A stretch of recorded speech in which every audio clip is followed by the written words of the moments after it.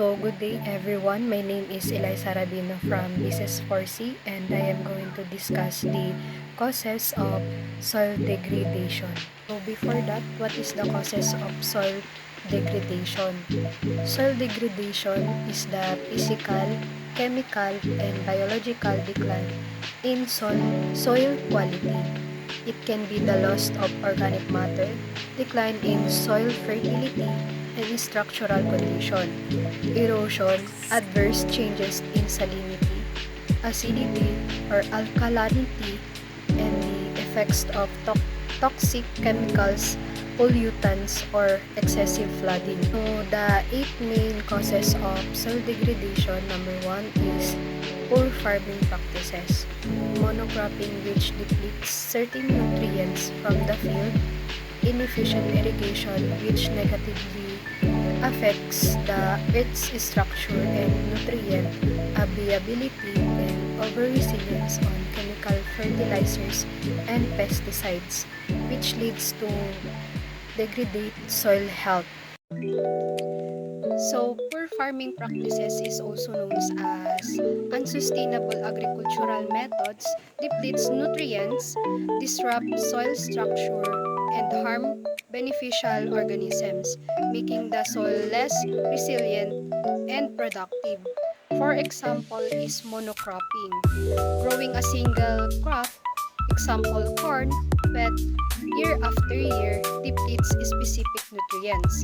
Second, inefficient irrigation, improper watering techniques can lead to salinization, salt buildup, or waterlogging, which harms plant growth. And last is over-resilience or chemicals, excessive use of synthetic fertilizer and pesticides kills beneficial soil microbes, disrupts nutrients balance, and can introduce toxic pollutants. So the second causes of soil degradation is aggressive cultivation.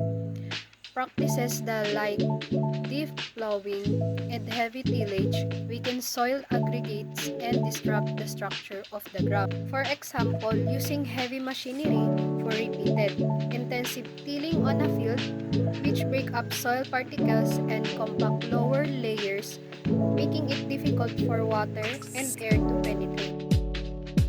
So next is misusing fertilizer. Can affect soil health and beneficial organisms through nutrient imbalance, environmental pollution, and acidifying the land. So, for example, is applying excess nitrogen fertilizer that isn't absorbed by crops, causing nitrate contamination of groundwater through leaching. Fourth is overgrazing, causes soil degradation by depleting vegetation, cover, and increasing ground compaction.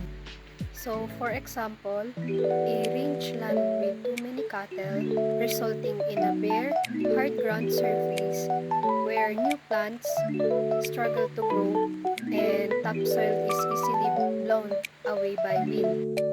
So, next is deforestation. By clearing forests for agriculture, logging or urban expansion destroys the protective vegetative cover of the land.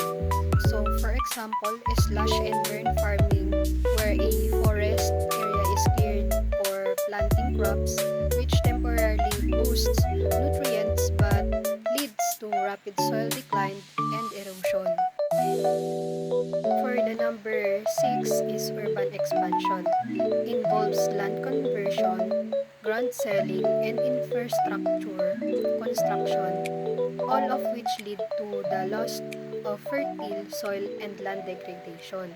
And for example, constructing new housing developments and commercial buildings on what was previously agricultural land, sealing the soil and preventing water absorption. And for the number 7 is industrial and mining activities. Can introduce toxic pollutants and heavy metals into the land, making it unfit for agricultural or ecological purposes. For example, gold mining. The process often uses cyanide or mercury to separate gold from one. If these chemicals leak, they poison the surrounding soil, preventing any plant growth for decades. So lastly is the soil contamination. It's a threat to human health and the environment caused by the discharge of toxic pollutants and chemicals through industrial spills, incorrect waste disposal, or agricultural runoff. For example, leaking underground storage tanks, rusty old tanks, and gas station can leak gasoline or diesel directly into the subsurface soil, contaminating it with benzene, a known human carcinogen.